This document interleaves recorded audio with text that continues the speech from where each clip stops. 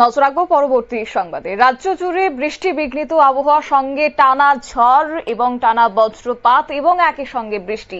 আর এই বৃষ্টির জেরে রাজ্যের বিভিন্ন অংশে ক্ষয়ক্ষতি হচ্ছে, বিশেষ করে গাছপালা ভেঙে পড়ছে, কোথাও বা দেখা যাচ্ছে যে বাড়ি ঘরের উপর একটা আঁচ পড়ছে, বাড়িঘর ভেঙে পড়ছে। এমনই ছবি কিন্তু আমাদের ক্যামেরা বন্দী হয়েছে।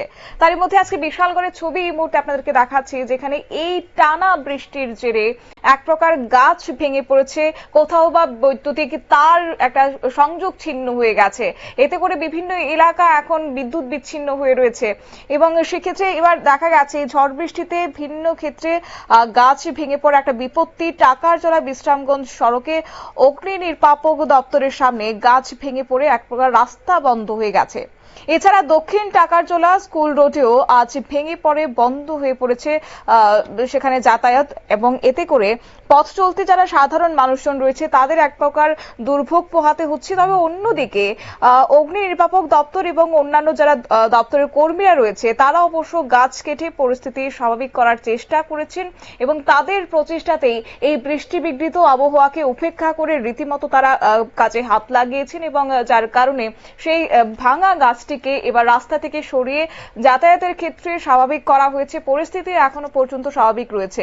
তবে হ্যাঁ, একটি বিষয় না বললেই নয়, এই মুহূর্তে আবহাওয়া দপ্তরের পক্ষ থেকে কিন্তু রীতিমতো সতর্ক বার্তা জারি করে দেওয়া হয়েছে।